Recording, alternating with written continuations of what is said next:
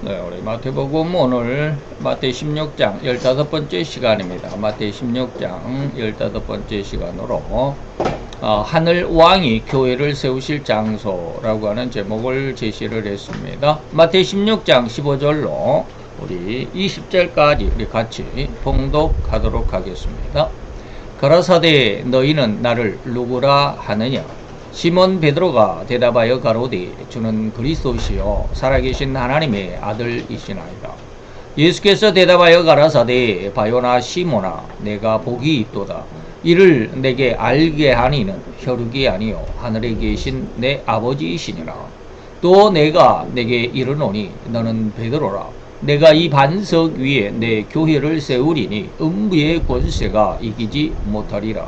내가 천국의 열쇠를 내게 주리니 내가 땅에서 무엇이든지 매면 하늘에서도 매일 것이요 내가 땅에서 무엇이든지 풀면 하늘에서도 풀리리라 하시고 이에 제자들을 경계하사 자기가 그리스도인 것을 아무에게도 이르지 말라 하시니라. 아멘. 자, 오늘 이 시간 마태복음 16장 15번째 시간입니다. 그래서 마태 16장 15절로 20절 가운데서 자 18절에 보니까 이렇게 말합니다. 너는 베드로라 라고 하는 것이죠. 베드로라라는 말은 헬라어로 이 반석이다 라는 그런 말이 있다 그러죠. 그래서 이 반석 위에 내가 교회를 세우리니 음부의 권세가 이기지 못한다 라는 이 말씀을 중심으로 오늘 이 시간 한번 그 내용을 살펴볼까 합니다. 자, 주님은 결코 음부의 권세, 곧 마귀의 그 어떤 공격과 해방과 방해 공작일지라도 해를 가하지 못할 이 말이죠.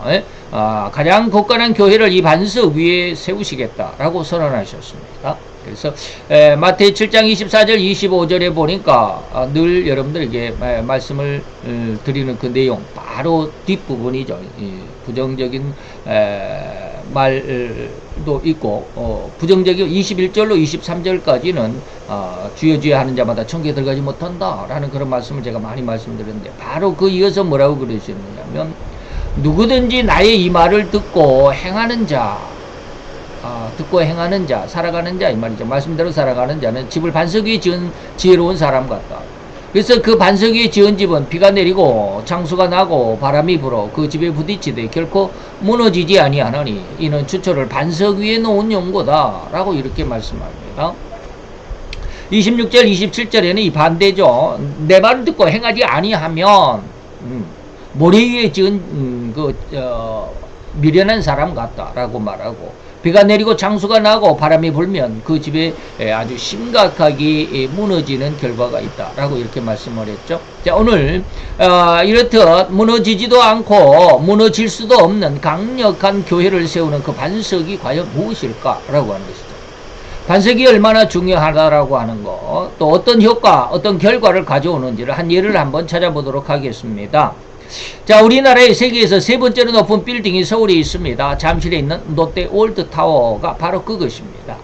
세계에서 세 번째로 높은 빌딩이다 라고 하니까 무려 제가 인터넷에서 찾아보니까 555m라는 거예요. 지상으로부터 555m 높이랍니다.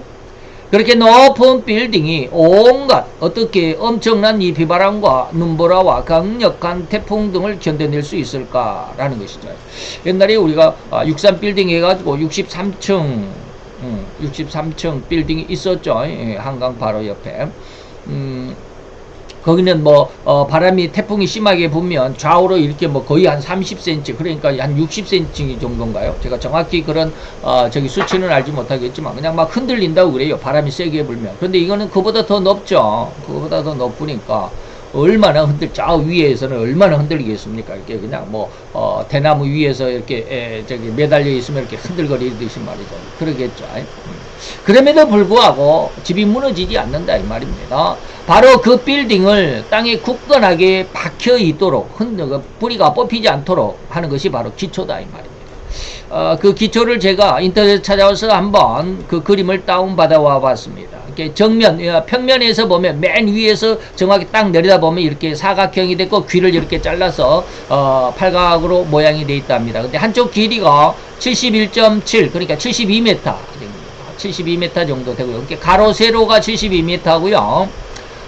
이 기초의 이 높이가 얼마냐면 6.5m입니다. 6.5m. 6.5m면 아파트 높이의 약 2층에서 절반. 그러니까 2.5층, 3층까지는 안 되고 1층이 한 2m 40, 2m 50 정도 되거든요. 2m 40 그러면 5m죠. 2층이면 5m인데 1.5m가 그보다 더 많으니까 2.5층 정도 되는 높이입니다. 그것이 밑에 기초 그 시멘트 콘크리트다 이 말입니다. 어마어마하게 큰 것이죠. 이거는 그림이라 이렇게 작게 이렇게 보이지만 높이가 6.5m, 가로 세로가 72m라고 해서 실제 그 공사할 때에 그 밤에 불을 켜놓는 장면을 이렇게 사진으로 찍었던 것을 제가 캡처해 왔습니다.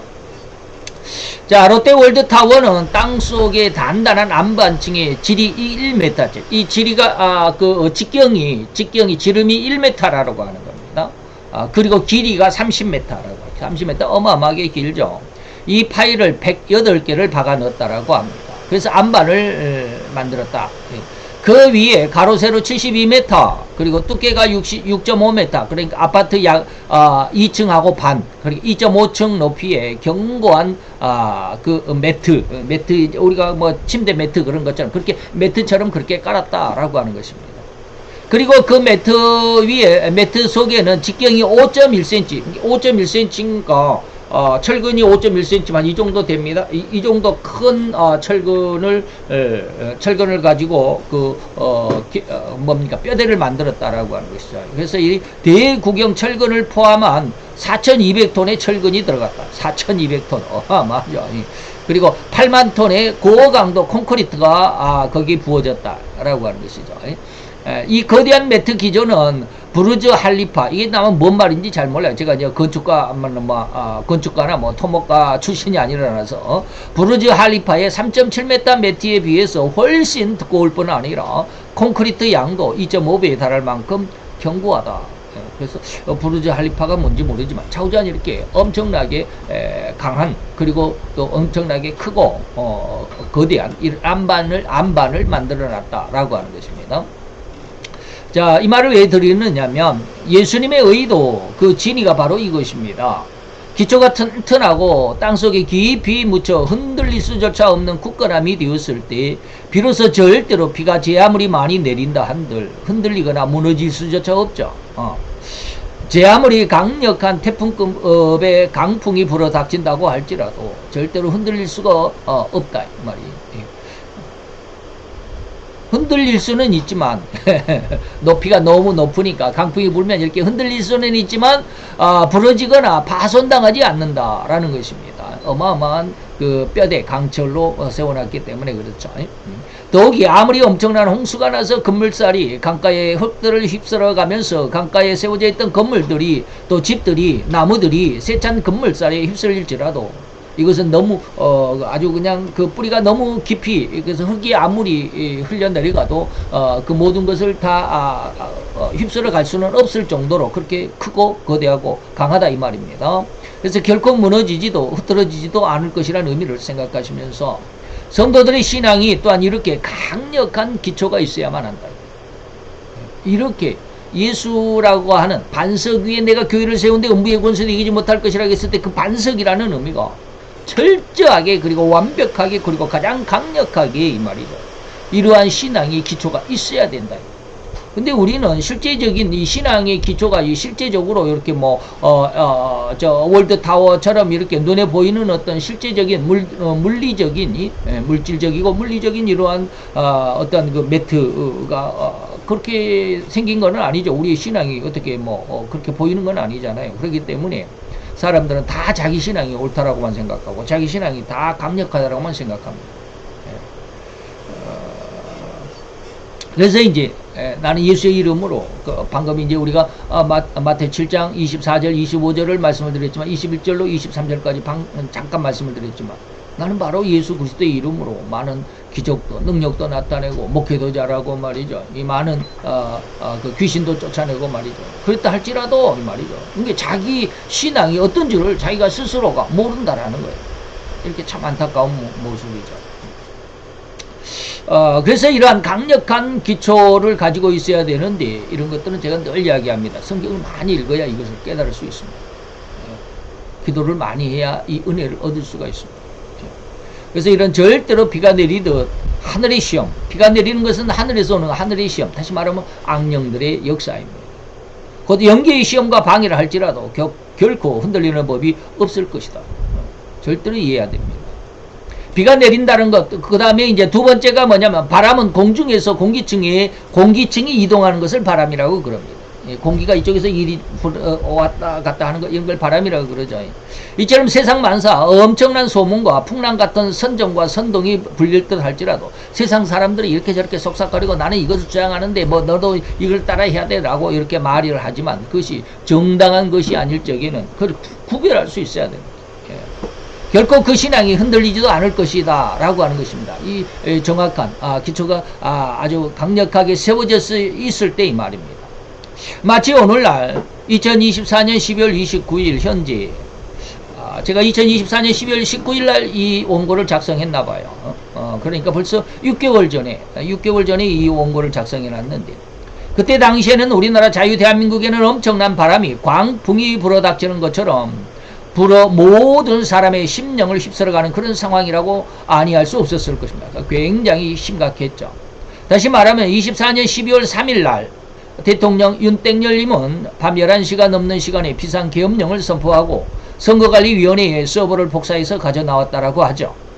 이는 지난 총선 때 21대 지금 국회의원들이 지금 활동하고 있는 21대 총선 때 물론 또 그 이전에 자신이 대통령에 당선되었을 때 그 선거에서 역시 같은 의미이지만 선관위의 서버가 너무나도 취약하고 어슬해서 해킹당할 수 있다. 그로 인해서 국회의원 50여 명의 당락이 뒤바뀌었다라는 소문이 있었던 어떠한 뭐라 그럴까요? 첩보에 의해서 대통령이 직접 계엄령을 선포했죠. 이를 대통령의 권한조차 받아들이지 않는 선관위의 고집을 꺾을 단 한 가지의 방법이 그때 당시 선관위는 이건 독립기관이니까 이런 감사에 받을 수 없다라고 그렇게 아주 굉장한 고집을 가지고 있었죠. 바로 그걸 이야기하는 겁니다. 그래서 선관위를 조사할 수 있는 것은 바로 계엄령에서 영장 없이 이들을 취할 수 있고 조사할 수 있었기 때문에 계엄을 선포했다라고 그랬습니다. 그런데 문제는 그 이후였습니다. 거대 야당인 이 계엄령을 불법이라고 규정했고 대통령이 불법이고 위헌적인 비상계엄령을 선포했다는 선동이 불릴 듯 했죠. 그래서 지금 이 순간에는 이제 결국 대통령이 탄핵이 되고 또 다른 대통령이 지금 이제 며칠째 일을 하고 있기는 하지만 그래서 절대로 탄핵해야 한다라고 목소리를 높이는 상황에서 이전까지는 대통령의 탄핵 집회에 거의 소극적이었던 국민들이 야당의 이러한 선동에 의해서 대통령을 탄핵해야 한다라고 여기저기서 들불이 일듯이 본물이 터지듯이 난리법석을 부렸습니다. 그래서 그냥 탄핵 집회 난리 났었죠. 탄핵 반대 집회도 있었고 국회에서도 역시 마찬가지입니다. 대통령 탄핵의 불씨를 꺼지지 않게 하려고 한다라는 상황에서 계엄군 사령관들이 국회 청문회에 불려 나오기까지 했는데 이때 별을 어깨에 붙이고 있던 장군들 몇몇 전 잘못된 계엄에 동원되어 죄송하다라고 사과하는가 하며 눈물까지 흘리는 장군들이 있었을 정도입니다. 지금 이제 그들은 조금 어깨를 펼 수 속으로 웃고 있을지도 모르겠습니다만 더구나 같은 당인 여당의 대표까지도 대통령을 조기 퇴진시켜야 한다라고 목소리를 높이면서 온통 대통령 탄핵 정국으로 몰아가고 있었습니다. 이때 정부의 장관들조차도 여기저기서 잘못된 계엄령이었다라고 고백하면서 죄송하다면서 고개를 숙이는 자들이 속속 드러나고 있었습니다. 거기에 대통령을 탄핵해야 한다라고 여당 국회의원들 12명, 108명 중에 12명이 찬성표를 던져서 급기야 지난 2024년 12월 14일 토요일에 탄핵이 소추되고 말았습니다. 바로 이런 상황입니다. 다시 말하면 바람이 분다라는 게 지금 어떠한 내용인지 우리 현실 속에서 여러분들에게 그 예를 한번 말씀을 드리는 겁니다. 거대 야당이 엄청난 선동이 온 나라를 들썩이게 되니까 이에 협조하지 않으면 곧 엄청난 불이익으로 인해서 자기와 자기 가족들의 안위까지도 위협될 것만 같더라는 생각이 너도 나도 할 것 없이 대통령의 비상계엄에 반대하는 쪽으로 마음을 바꿨더라는 이 말입니다. 그래서 차후장 그런 거 있습니다. 여러분들이 찾아보면 그런 일들이 많을 겁니다. 바로 이런 상황이 뭡니까? 바람의 의미입니다. 바람이 분다라고 했을 때 바로 바람의 의미가 바로 이런 상황이다. 세상의 바람, 앞으로 이런 바람은 우리 앞에 더 크게 불어올 것입니다. 대통령 한 명 탄핵시키는 게 아니에요. 앞으로는 더 엄청난 바람이 불어올 것입니다. 그 소문과 민의, 백성의 뜻, 이 말이죠. 민의가 이리저리 흘러가면 저들이 무슨 직위를 가졌을지라도 곧 저들의 어깨에 대한민국의 안위를 걸머진 군대의 장군들일지라도 자기가 살아나갈 길만을 찾기에 혈안이 되어서 국가와 대통령을 배신하더라 이 말입니다. 아무 소용이 없어요. 평안할 때는 내가 이 권세를 가진 대통령이고 내가 권세를 가진 장군이고 해가지고 그냥 막 거들먹거리고 남들 앞에 그냥 으쓱거리고 그러지만 아주 이런 엄청난 바람 앞에 그들은 뭐요? 자기의 목숨과 자기 가족들의 목숨을 안위 받기 위해서 평안을 받기 위해서 이리저리 그냥 그때 시대에 그 바람에 흔들려 가더라 이 말입니다. 지금 바람 부는 대로 흔들리는 갈대의 상황이 바로 이러한 상황이라고 제가 지금 말씀드리는 겁니다. 그러나 진실로 하나님을 신앙의 중심으로 삼는 자라면 결코 이런 광풍이 불어닥친다고 한들 결코 가지는 그 바람에 결코 가지는 그 바람에 흔들릴지라도 풍랑 위를 거니시는 주님의 옷자락을 펄럭이게 할지라도 절대로 예수님은 그 바람과 파도에 연연하지 않고 의연하게 바다 위를 걸으셨던 것처럼 진정한 신앙의 성도는 이러한 세상의 그 어떤 광풍에도 결코 흔들리지도 신앙을 버리는 배신의 아이콘이 되지도 될 수도 없을 것이다. 이 신앙을 얻도록 여러분들이 무지하게 기도해야 됩니다. 저도 이것을 위해서 많이 기도하지만 아직은 얻지 못했다고 저는 봅니다. 이러한 신앙, 제가 늘 말하는 영성인의 모습인데 이러한 세상에 그 어떤 바람이 울건 어떤 비바람이 불건 하든 아무런 영향을 받지 않습니다. 왜? 하늘에 그의 신앙이 딱 뿌리를 내리고 있기 때문에 그렇습니다. 세상에 어떤 이런저런 환란이 이런저런 어떤 바뀌는 그런 모습에 결코 흔들리지 않는다. 이 신앙을 얻어야 됩니다. 이것을 저는 늘 뭐라고 그럽니까? 이기는 신앙이다 라고 이렇게 말씀을 드립니다. 이기는 신앙, 세상을 이기는 신앙. 그 다음에 세 번째로 홍수가 난다라는 의미를 한번 살펴보겠습니다. 이것은 이 세상의 욕심이다. 홍수가 난다라는 것은 세상 속에 살아가는 욕심이다 라고 하는 것입니다. 고성도 개인적인 욕망이나 야망의 유혹에 넘어지는 것을 의미함인데 진정으로 이 기초가 튼튼한 신앙은 절대로 이런 세상의 그 어떤 유혹에도 넘어갈 수가 없다라고 하는 것입니다. 근데 넘어가는 것은 왜 넘어갈까요? 그게 옳고 그른지를 분별을 못하기 때문에 넘어가는 거예요. 내가 무엇인가를 옳고 그르다라고 하는 것을 딱 그 기준을 잡고 있으면 저 사람이 지금 무엇인가 나에게 무슨 말을 한다 할지라도 이것은 유혹적인 것이구나, 이거는 진짜구나 라고 하는 것을 분별할 수 있어서 흔들리지 않을 텐데 그런 것이 없으니까 이렇게 말하면 이것이 옳을래? 라고 그냥 그렇게 마음이 동요해 버립니다. 이걸 동심이라고 말합니다. 그 다음에 저 사람이 저렇게 말하면 그것이 옳은데 라고 해갖고 예전에 이렇게 말한 것은 전혀 생각지도 않고 저리 흔들려 버립니다. 마음이 이리저리 움직인다. 그래서 동심한다 라고 하는 것입니다. 수없이 많은 재물로 유혹한다고 한들 전혀 그 마음의 흔들림이나 그 돈에 마음이 끌리지도 않더라 이 말입니다. 그러나 반대로 세상의 높은 벼슬자리와 많은 재물에 마음이 움직여 유혹에 휩쓸려 버린 민수기에 나오는 발람 선지자 늘 말씀을 드렸습니다. 그는 그 높은 벼슬자리에 앉아서 호령 한번 해보지도 못하고 죽고야 말았습니다. 그것을 얻었지만 그 결과를 그 결과의 아름다운 영광을 맛보지 못했다. 그 많은 재물로 옷 한 벌 변변하게 사입어보지도 못하고 죽고야 말았다는 사실을 잊지 않아야만 할 것입니다. 근데 이것이 현실적으로 그렇게 딱 내 자신에 다닥치지 않았기 때문에 이걸 잘 몰라요 사람들. 직접 느껴보지 않으면 직접 그것을 체험하고 그 어려운 고통을 겪어보지 않고는 이것을 이해하지도 못합니다. 그래서 민수기서 22장 7절에 보니까 발람이 아니라 발락 왕이 있었죠. 고울왕 발락이 발람 선지자에게 많은 복술의 예물, 너의 나를 위해서 축복해주는 그 복을 빌어주면 거기에 대해서 내가 이렇게 많은 대가를 줄게 라고 하는 그 복술의 예물을 많이 가지고 왔다. 22장 14절 15절에 넘어가니까 이 복술의 예물을 다시 되돌려 버렸죠. 퇴짜를 시켰더니 다시 그들보다 더 높은 귀족들을 더 많이 보내며 더 많은 재물을 보냈더라. 자, 이러한 상황을 계시록 2장 14절에 보니까 발람이 발락을 가르쳐, 이 발람은 선지자고 발락은 고울왕이죠. 이스라엘 군과 맞서 싸우고자 했던 발락왕. 그러나 자기는 아직은 힘이 없었기 때문에 이기고자 발람 선지자를 초빙하려고 했습니다. 그래서 발락을 가르쳐 이스라엘 앞에 올무를 놓아서 우상의 제물을 먹게 하였고 흥행하게 하였다. 이건 뭡니까? 이스라엘을 이길 수, 너희가 지금 현재는 이스라엘을 이길 수 없다라고 지금 두려워하고 있지. 근데 내가 이길 수 있는 방법을 가르쳐 줄게 라고 하는 것입니다. 그래서 이스라엘 앞에 올무를 놓았다. 이스라엘이 하나님의 진노를 받을 수 있는 그러한 모습을 넣었다. 다시 말하면 여기 발람은 누굽니까? 선지자잖아요. 교회입니다. 그리고 이스라엘은 뭡니까? 교회입니다. 교회가 교회 안에서 이 말입니다. 서로 자기 이권을 위해서 교인들을 희생시키는 이러한 일들이 부지기수다라는 그런 뜻입니다. 자, 민수기서 31장에 보니까 이제 넘어가서 27장까지가 24장까지가 발람에 대한 내용이 있고요. 31장에 넘어가 보면 이제 모세가 매 지파 12지파죠. 매 지파에 1200일씩 싸움을 보냈다라고 하면서 이제 싸울 때 여기에서 부월의 아들 발람을 칼로 쳐 죽였더라라고. 그 싸움에서 발람은 발락에게 이스라엘을 패망할 수 있는 아주 아주 강한 급소를 알려주었지만, 이스라엘 앞에 올무를 놓은 급소를 알려주었지만, 그 전쟁에서 이스라엘도 물론 많은 피해를 입었지만 발람이 그 자리에서 그 전쟁에서 죽고 말았다라는 것입니다.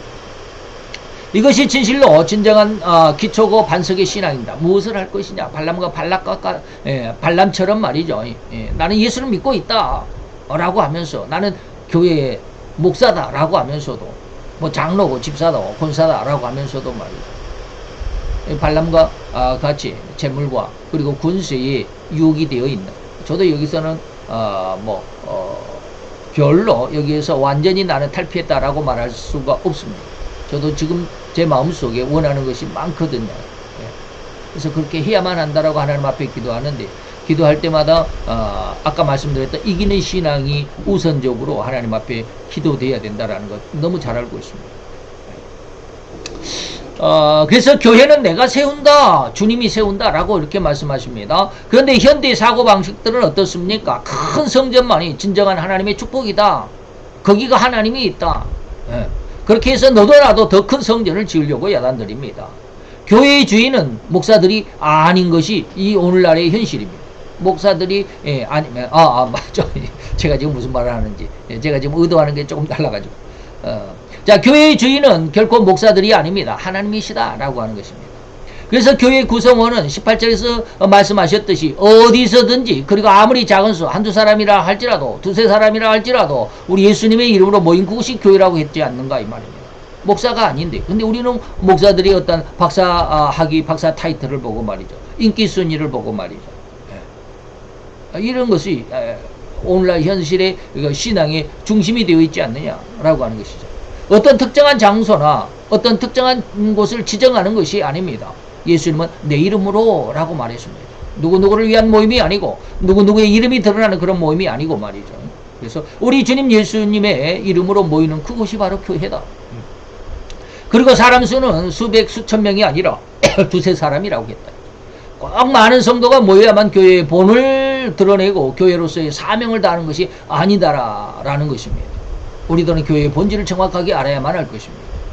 요한복음 4장의 수가성 여인에게 진정한 예배의 모습을 예수님이 말씀해 주셨습니다. 어디서든지 신령과 진정으로 예배하는 그곳이 바로 하나님의 교회다.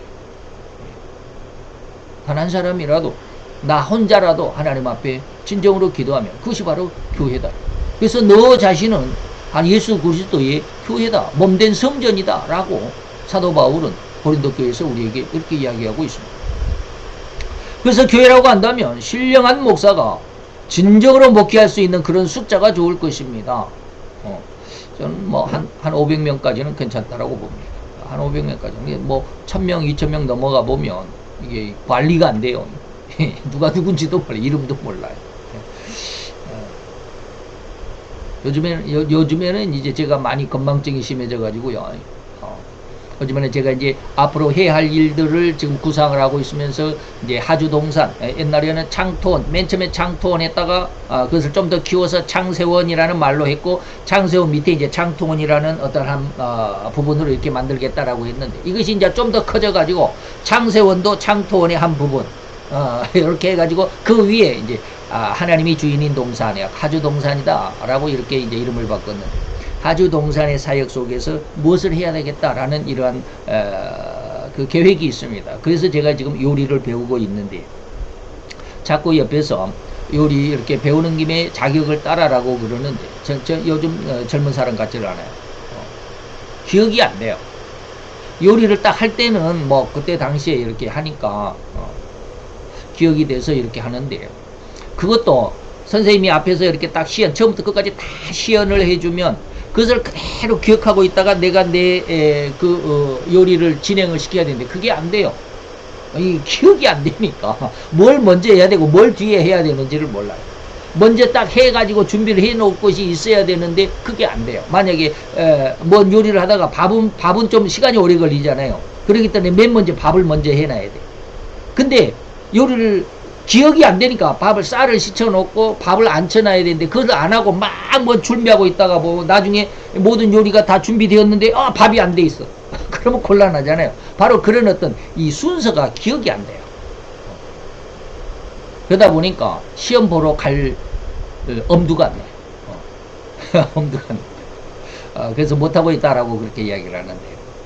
어쨌든지 하나님의 역사 속에서 내가 무엇을 하겠다, 그래서 그것을 위해서 내가 지금은 준비하고 있는 상황 속에서 이걸 준비해야 되고 이걸 준비해야 되고 이걸 내가 지금 가지고 있어야 되고, 그래서 유튜브도 지금 뭘 해야 되겠고, 처음에는 이제 제가 처음에 시작할 때는 유튜브 AI로 찬송하려고 했습니다.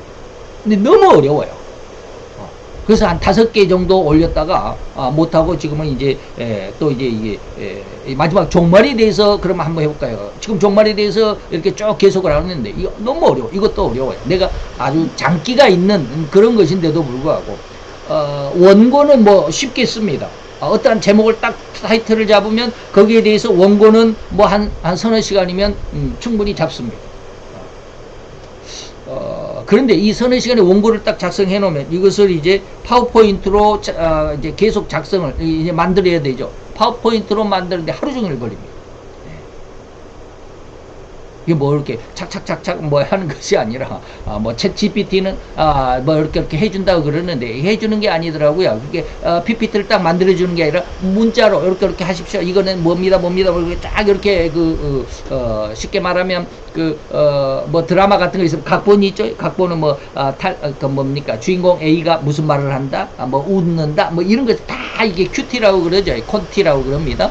콘티가 이렇게 쭉 나오면 그것은 글씨로 써져 있지 이게 그림으로 나와 있는 게 아니거든요. 그것을 그림으로 그리는 것도 있어요.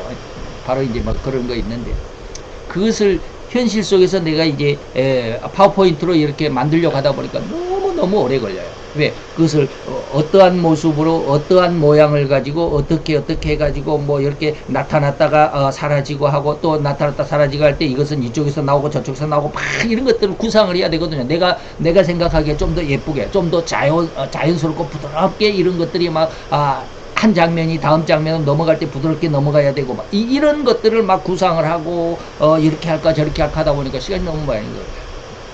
어떤 이런 것도 지금 다 준비 작업 속에 있습니다. 뭐 준비하고 있습니다. 그래서 이것도 이제 이것이 어느 정도 지금 램 프라포시라고 하는 것은 뭡니까? 예언이라는 뜻입니다. 램은 어린 양의 예언. 그래서 램 프라포시. 저의 모든 채널에 전부 램이라고 하는 말이 붙어 있습니다. 그래서 램 가스펠. 복음성가를 지금 한 곡을 두 곡을 써놨고 한 곡을 만들어놨는데 이걸 어떻게 다운을 못 받아요. 다운 받을지를 몰라요. 그래서 지금 못하고 있고, 그래서 이제 멈춰버리고 말았는데, 남의 것을 하다 보면 나중에 이제 조금 문제가 있습니다. 지금 처음에는 괜찮아요. 수익이 안 될 때는 괜찮은데 나중에 수익이 발생하면 굉장히 문제가 됩니다. 그렇기 때문에 지금 됐고, 그 다음에 이제 우리 아들이 의료 관계에 이제 디자이너로 있기 때문에 이런 것을 좀 내가 광고를 할 수 있지 않을까라는, 이것을 내가 많이 익숙해지면, 그래서 랩 어페럴이라는 것은 이제 그 의료 관계에, 그래서 어페럴도 있고요. 그리고 교계의 소식을 전하는 램프레스, 기자라는 뜻이죠. 이렇게 해서 4개 지금은 세워놨는데, 하나 더 할 것입니다. 이제 제가 말씀드렸죠.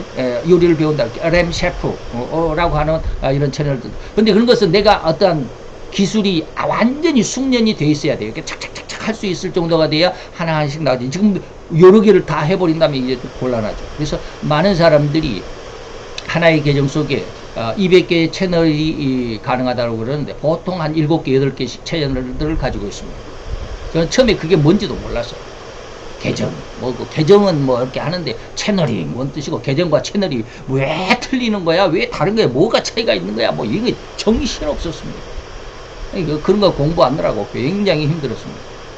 어쨌든지 무언가를 내가 하고자 했다면 거기에 대해서 그것을 할 수 있는 내 자신의 어떤 능력을 길러야 되고 그것을 할 수 있는 숙련이 돼야 되고, 그러다 보니까 우리가 이 모든 것 상황 속에서 하나님 앞에 준비할 수 있는 내 자신이 돼야 된다. 기초, 이것을 말하는 것이 뭡니까? 기초다 이 말입니다. 기초를 가져야 모든 것을 할 수 있습니다.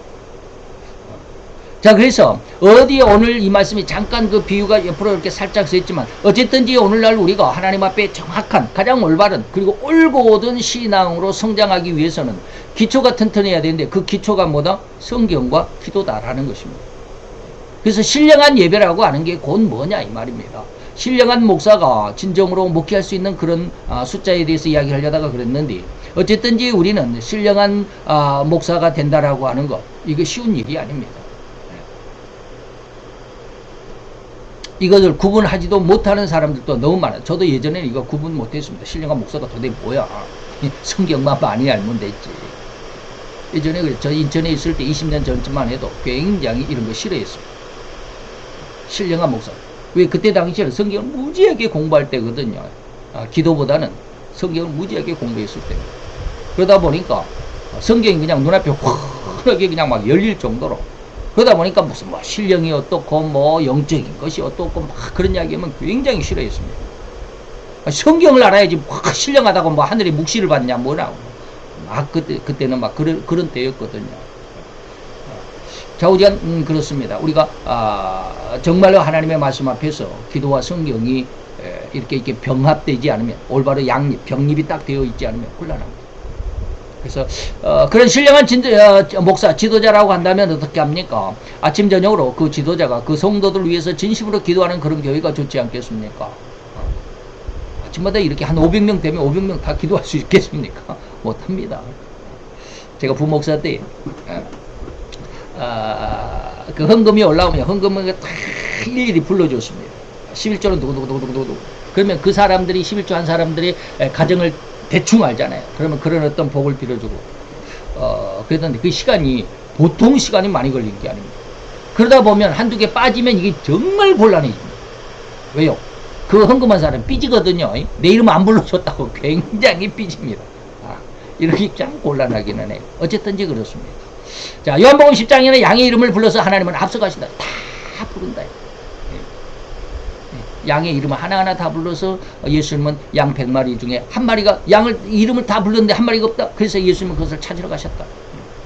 자, 에베소서 5장 25절에 보면 바울은 예수께서 교회를 사랑하시사 자기 몸을 버리셨다. 바로 예수님은 바로 이렇게 교회를 사랑하시는데 자기 목숨도 버리시기까지 사랑하셨다라고 증거하고 있다라는 것입니다. 그러므로 교회는 반드시 그리스도의 피가 있어야만 합니다. 희생이 있어야 된다. 헌신이 있어야 된다라고 하는 것입니다. 만약에 이러한 목회자의 이러한 피, 다시 말하면 헌신이 없다면 이것은 뭡니까? 교회에 피가 없는 것은 피가 부족하면 뭐라고 그래요? 빈혈이라고 그러잖아요. 빈혈증에 걸리기가 쉽다. 그래서 이 피가 없으니까, 그래서 저도 실제적인 교회의 사역에서는 제가 실패했는지도 이런 것에 대해서는 그때 당시에는 몰랐어요. 피가 없으니까 희생이 없어요. 물론 희생한다고 하죠. 헌신한다고 하죠. 근데 그것이 정확한 희생이 뭔 줄을 몰라요. 그저 열심히 교회만 하고 하면 되는 줄 알아요. 근데 그게 아니다. 어느 교회든지 반드시 교회는 순교의 피가 있어야만 합니다. 목회자는 그렇게 그리스도의 피가 흘려낸 것처럼 흘리심 같이 피를 흘리기까지 그 교회를 지켜야 하는 것이 바로 교회다.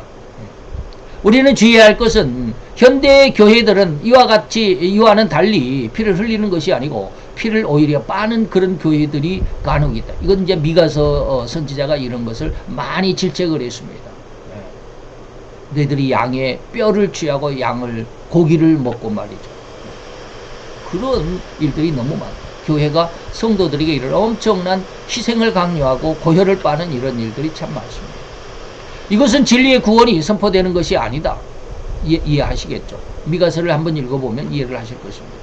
그것은 바로 이리들의 투쟁만. 교회 목사가 하나님의 종이 아니라 이리가 되어버린 이런 투쟁이 있을 수밖에 없는 그런 상황입니다. 이걸 잘 이해하고 오늘 우리가 교회는 어디 세워야 되는지를 정확하게 분별할 수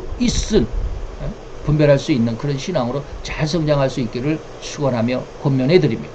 기도합시다. 할렐루야. 주님, 오늘도 여호와의 귀한 사랑과 온총을 감사드리나이다. 여호와의 영광이 우리 가운데 또 우리와 함께 하심을 믿고 감사를 드리라. 오늘도 예수 그리스도의 그 크신 은혜와 온총이 이것이 바로 교회가 세울 자리고 교회 세울 자리는 반석인데 반석이 바로 이러한 것이야 라고 말씀하셨던 그 귀한 은혜의 말씀이 오늘 내 신앙이 되게 하시고 내 신앙 속에서 내 신앙이 올바로 그리고 가장 올곧고 가장 튼튼하고 가장 굳건한 반석이 되어가는 그래서 내 교회는 진실로 하나님만이 섬기는 귀한 교회가 되게 하여 주시옵소서. 예수 그리스도의 이름으로 감사와 기도드려 싸움나이다. 아멘.